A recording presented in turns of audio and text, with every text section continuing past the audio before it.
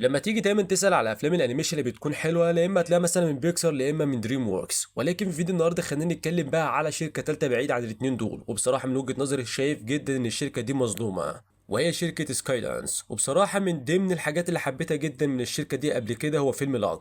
ففي فيديو النهارده خلينا نتكلم على الفيلم الجديد اللي يسمى سوابد، وهو فيلم انيميشن ومغامرات وفانتازيا.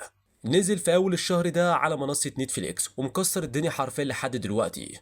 الفيلم ده كمان من إخراج ناثان جرينو مخرج فيلم تانجود، وبيقدم قصة مليانة مغامرات ورسائل عن الصداقة والتعاون وكمان تقبل الاختلاف. الفيلم ده بكل بساطة بيبدأ على جزيرة صغيرة، وبنشوف إن المكان مليان طيور في كل مكان، ولما الكاميرا هنا بتقرب شوية بنلاقي ورقة شجر بتتحرك ووراها مخلوق صغير بيجمع حبوب وبذور. لكن فجأة طائر بيكتشفه، وساعتها أولي بيبدأ يحكي لنا القصة. أولي هنا بيقول إنه من وهو صغير وهو عنده فضول كبير جدا، وكان دايما بيحب يجمع الحاجات ويحطها في السلة بتاعته. وفي يوم جات له فكرة إنه يستخدم قطعة إزاز علشان خاطر يشوف تحت المية، وباختراع ده يقدر يكتشف أماكن جديدة. ولكن فجأة أبوه بيوصل في الوقت المناسب وبينقذه قبل ما حيوان ضخم ياكله. بعدها أبوه بيقول له إنه ما ينفعش يبقى متهور بالشكل ده، لأن باقي المخلوقات مش هتتردد إن هي تأذيه أو حتى تاكله.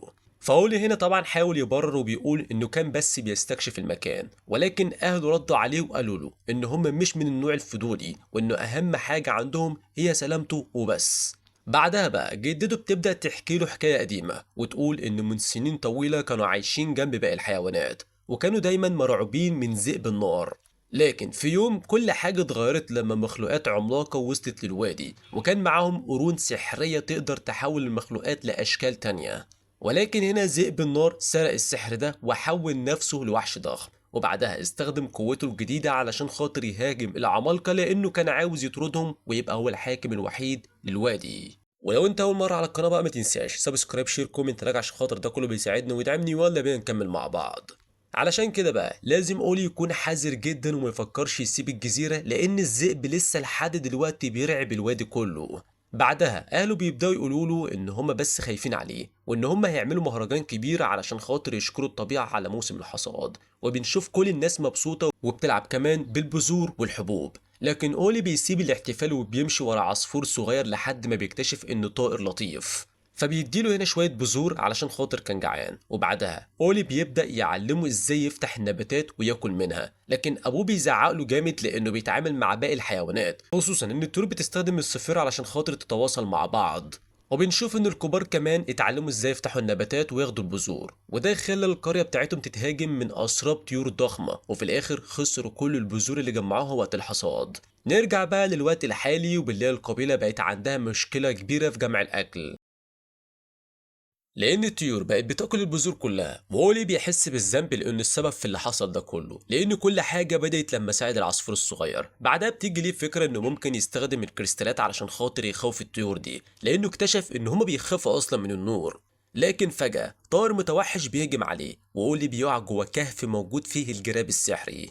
ساعتها بقى بيفهم ان القصه اللي كانت بتحكي له ليه جدته حقيقيه فعلا، وبالصدفه بيقع فوق الجراب بشكل مباشر. الدنيا هنا بتضلم والقبيله بتبدا تدور على اولي لانه اتاخر وما رجعش لحد دلوقتي. اولي بيبدا يصرخ وبيقول انه وقع في الحفره، وانه حاسس بحاجه غريبه بعد الوقعه عليه. لكن اول ما بيطلع الكل بيتصدم حرفيا لانه اتحول لطائر.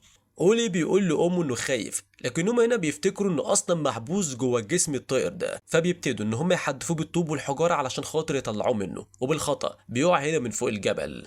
ولما بيفوق بيكتشف انه بقى بعيد جدا عن الجزيره بتاعته. اولي بيخاف لما يشوف الطيور حواليه، لكن ايفي بتقول ان هم انقذوه من الميه. ساعتها بيعرف انه فعلا بقى في جسم مختلف، وان سحر الجراب خلاه يقدر يفهم كلام كل المخلوقات.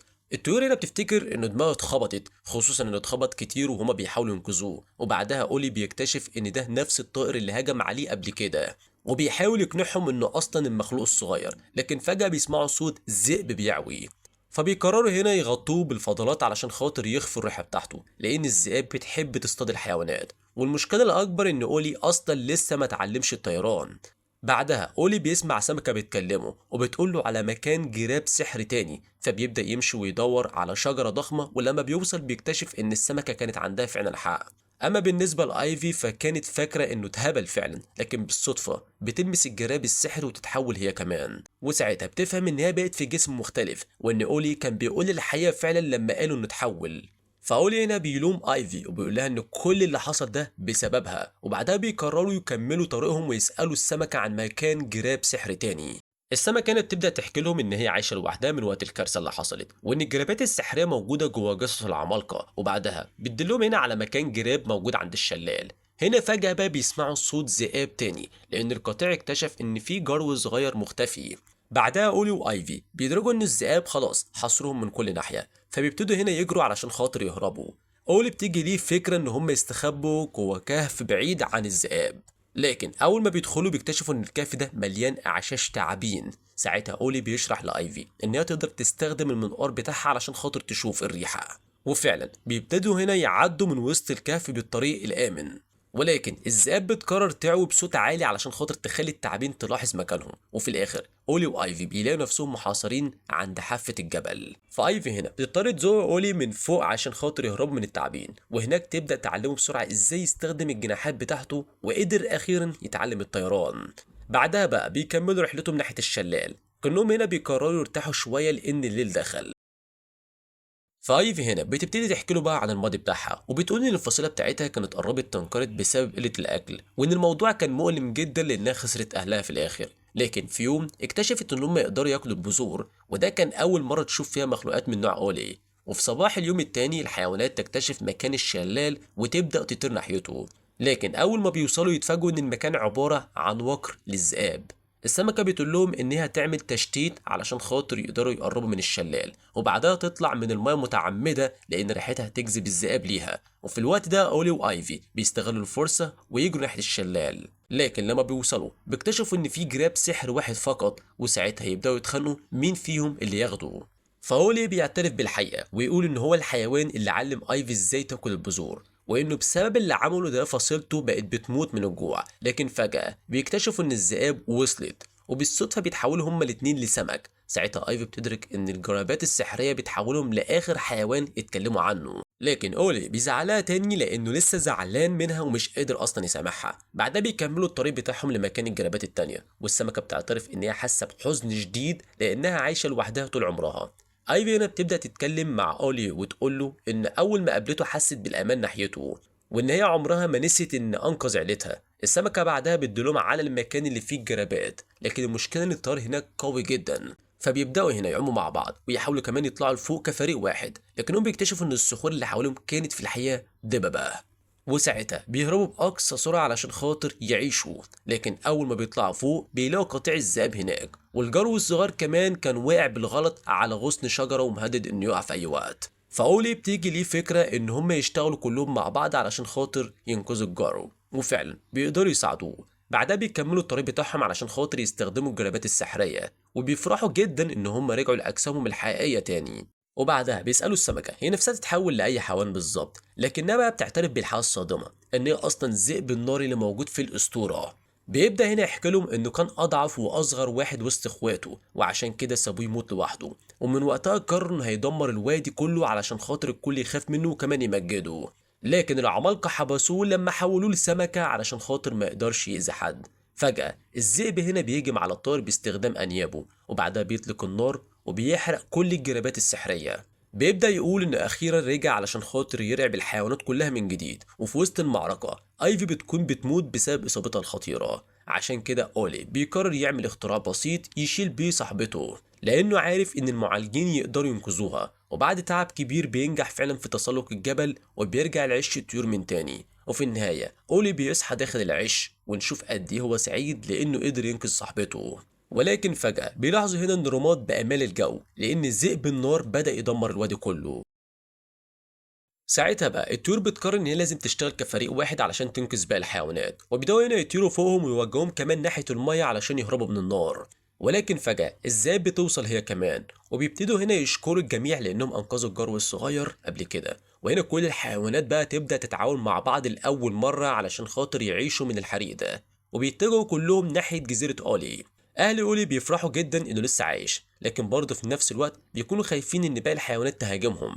لكن أولي بيشرح ليهم إن الأسطورة كانت حقيقة فعلا، وإنه اكتشف إن هما بيبقوا أقوى لما بيشتغلوا مع بعض كفريق واحد، وعشان كده أبوه بيقرر يثق فيه من جديد. وبيقولوا ان هم لازم يساعدوا باقي الحيوانات علشان الكل يفضل بامان. لكن فجأة بيسمعوا صوت ذئب النار وبيزعق، وبعدها يبدأ يجري ناحيتهم علشان خاطر يقتلهم كلهم.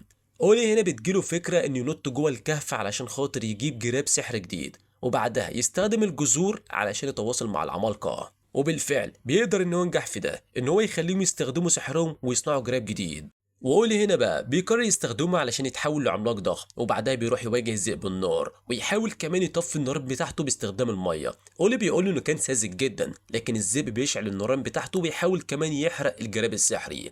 بعدها بيجري ويطلع فوق جسم اولي العملاق وبيستخدم النار علشان يحرق جسمه الجديد. وذئب النار بيبدأ يسخر منهم وبيقول ان هم ضعفاء وانه قريب جدا هيدمر الوادي كله. لكن فجأة بيكتشف ان الجذور بدأت تمسكه وتمنعه من الحركة، وفي اللحظة دي أولي بيقرر يضحي بنفسه ويدمر سد الوادي، لأنه عارف إن ده الحل الوحيد لهزيمة الذئب. أهل أولي هنا بيحزنوا جدا وبيفتكروا إن هم خلاص خسروا ابنهم، وبيحضنوا أيفي عشان خاطر يواسوها هي كمان. وبعد فترة بقى الوادي بيرجع طبيعي من جديد، وكل الحيوانات بتتعلم تعيش مع بعض بسلام مهما كانت الفاصلة بتاعتها. وفي يوم بيكتشفوا ان العمالقه رجعوا للوادي لان السلام اخيرا رجع للمكان ده. وفجاه ايفي بتكتشف ان اولي لسه عايش، واولي هنا بيشرح ليهم ان فضل عايش بفضل قوه العمالقه، وبعدها بيطير مع ايفي علشان خاطر يرجع ويتقابل مع اهله من جديد. وفي النهايه العمالقه بيشكروه جدا وبيحترموه، وبكده تنتهي احداث الفيلم. فزي ما قلت لك في البدايه ان الفيلم ده مكسر الدنيا لحد دلوقتي، وردود الفعل عليه كانت ايجابيه بشكل كبير جدا من الجمهور،